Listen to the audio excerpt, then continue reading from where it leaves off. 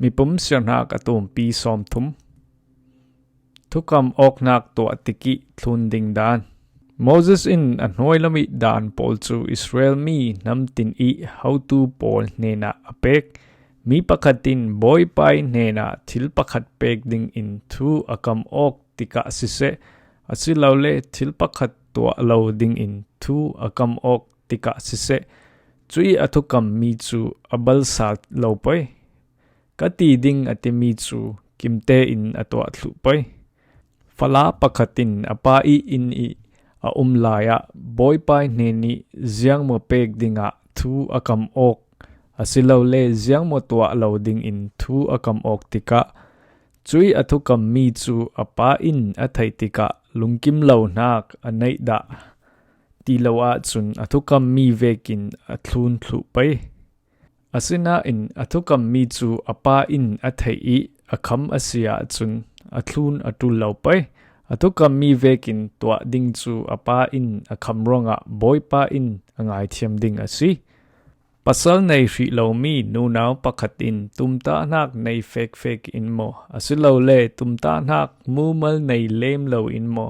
thil pakhat khat twa hrim lo ding in thu akam ok nuwa pasal anei I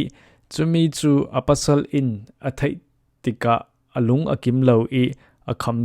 da ti lo a chun athukam mi vekin athlun thlu pai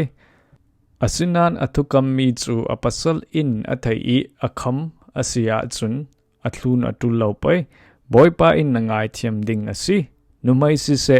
leng le si se twa ding I thu akam ok mi asilo le twa lo ding I thu akam ok mi chu athlun thlu pai pasal anei mi nunaw in thil pakhat khat twa lo ding I akam mi chu apasal in athai tika alung akim lo I akham da ti lo a chun atukam vekin athlun thlu pai asina in athukam mi chu apasal in athai I akham asia chun athlun atul lo pai apasal in akham asi ronga boy pa in angai thiam ding asi nunaw pakhatin siat cham I thu akam mi asilo le thu atiam mi kha ngeter ding asilo le phiat sak dinga apasal in thubu anei asi asina in anupi I thukam mi athai suna lungkim lo nak ziang man alang ter lo a chun atukam mi vekin athlun atul asi